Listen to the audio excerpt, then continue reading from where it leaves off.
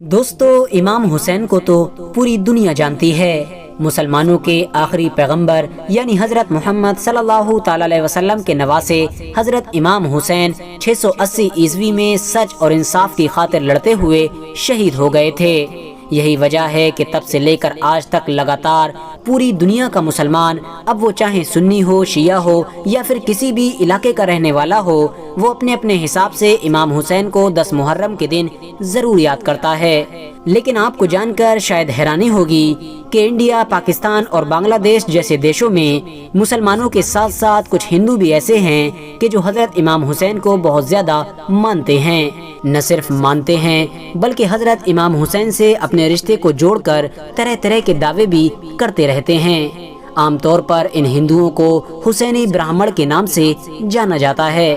دوستو، یہ حسینی برہمن کون ہیں، کہاں سے آئے ہیں اور آخر ان کا حضرت امام حسین سے کیا رشتہ ہے، یہی ساری چیزیں آج کی اس ویڈیو میں ہم آپ کو بتانے والے ہیں۔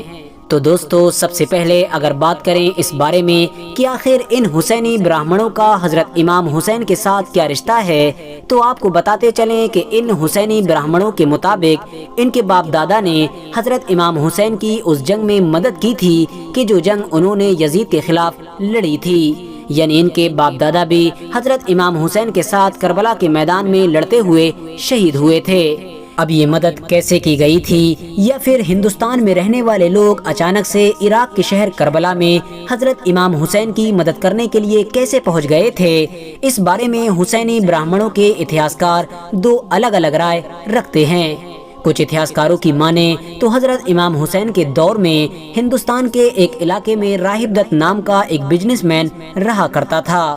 راہب دت ایک ایسا آدمی تھا کہ جس کی شادی کو تو بہت وقت گزر گیا تھا، لیکن اس کو کوئی اولاد نہ ہو سکی تھی، جس کی وجہ سے وہ بہت زیادہ پریشان رہا کرتا تھا۔ ایک دن اس نے کسی انسان سے پیغمبر حضرت محمد صلی اللہ تعالی علیہ وسلم کے نواسے یعنی حضرت امام حسین کے بارے میں سنا۔ وہ فوراً ان سے ملنے کے لیے عراق پہنچ گیا۔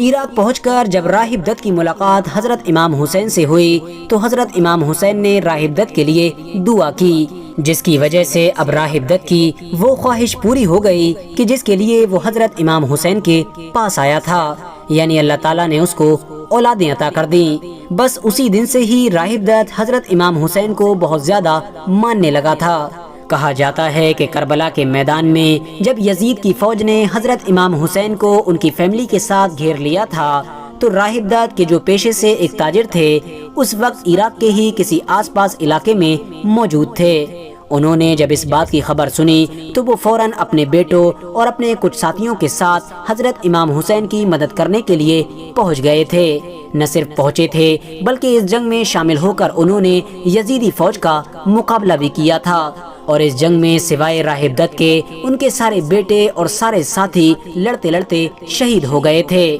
بعد میں راہب دت اور ان کے ان ساتھیوں کی اولادوں کو ہی حسینی برہمن کہا جانے لگا کہ جو اس جنگ میں لڑتے لڑتے شہید ہوئے تھے۔ لیکن دوستو، وہیں دوسری طرف کچھ اتہاسکار حسینی برہمنوں سے جڑی ہوئی اس کہانی کو پوری طرح سے جھوٹا بتاتے ہیں، اور ان کے مطابق سچائی یہ ہے کہ جب کربلا کے میدان میں یزید کی فوج نے حضرت امام حسین کو پوری طرح سے گھیر لیا تھا تو حضرت امام حسین نے اپنی مدد کے لیے کچھ لوگوں کو خط روانہ کیے تھے۔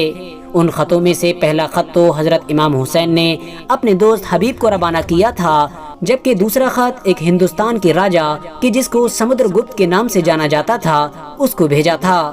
دراصل سمدر گپت حضرت امام حسین کا سسرال کی طرف سے رشتہ دار تھا، کیونکہ دوستو حضرت امام حسین کی ایک بیوی کہ جن کا نام شہر بانو تھا، وہ ایران کے ایک حکمران یعنی یزگرد کی بیٹی تھی، اور یزگرد کی ہی ایک بڑی بیٹی کی شادی ہندوستان کے ایک راجا یعنی چندر گپت کے ساتھ کی گئی تھی۔ چندر گپت کے بعد اس کا بیٹا یعنی سمدر گپت اس کے تخت پر بیٹھا تھا، اور یہی وہ سمدر گپت تھا کہ جس کو حضرت امام حسین نے خط لکھا تھا۔ یعنی رشتے میں سمدر گپت کے حضرت امام حسین خالو لگا کرتے تھے۔ یہی وجہ تھی کہ خط ملتے ہی سمدر گپت نے ایک سپہ سالار کے انڈر میں بڑی فوج کربلا کی طرف روانہ کر دی تھی، اور جس سپہ سالار کے انڈر میں اس فوج کو روانہ کیا گیا تھا اسی سپہ سالار کا نام ہی راہب دت تھا۔ جب تک یہ فوج عراق کے شہر یعنی کربلا پہنچ پائی تھی تب تک سب کچھ ختم ہو چکا تھا، यानी हजरत इमाम हुसैन को शहीद कर दिया गया था और ये जंग भी पूरी तरह से खत्म हो चुकी थी।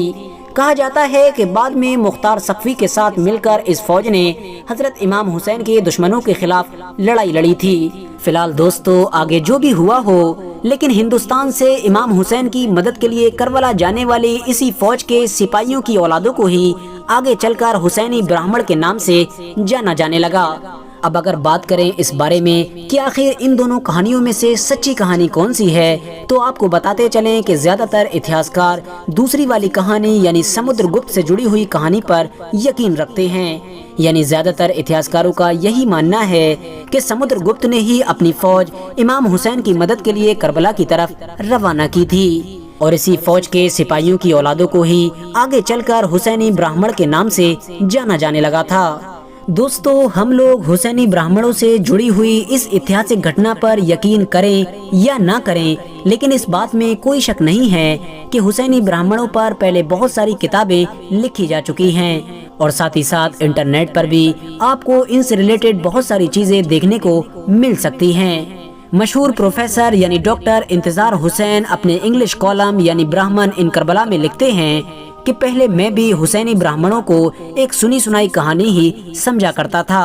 और इसी वजह से जब मैं एक बार दिल्ली शहर में एक मीटिंग में मौजूद था तो मैंने सब लोगों के सामने इस चीज का इनकार किया था। यानी मैंने सब लोगों के सामने ये कहा था कि हुसैनी ब्राह्मण नाम की कोई भी चीज नहीं होती है, बल्कि ये अपनी तरफ से बनाई हुई झूठी कहानियां हैं। तभी अचानक से उसी मीटिंग में मौजूद एक औरत खड़ी हो गई थी जिनका नाम प्रोफेसर मोनिका दत्त था। उन्होंने डॉक्टर इंतजार हुसैन को बताया कि वो खुद भी एक हुसैनी ब्राह्मण हैं और उनके बाप दादा इसी खानदान से ताल्लुक रखते हैं। साथ ही साथ उन्होंने डॉक्टर इंतजार हुसैन को 2 ऐसी इंग्लिश की किताबें भी लाकर दी कि जो हुसैनी ब्राह्मणों के ऊपर लिखी गई थी और उन्होंने डॉक्टर इंतजार हुसैन को अपनी तारीख यानी अपने इतिहास से आगाह किया। साथ ही साथ ये भी बताया कि हिंदुस्तान के मशहूर अदाकार यानी सुनील दत्त के जो रिश्ते में संजय दत्त के बाप हैं वो भी हुसैनी ब्राह्मण हैं। फिलहाल दोस्तों, आज के दौर में हिंदुस्तान, पाकिस्तान और बांग्लादेश के साथ साथ और भी बहुत सारे देशों में ऐसे बहुत सारे हिंदू रहते हैं कि जो अपने आप को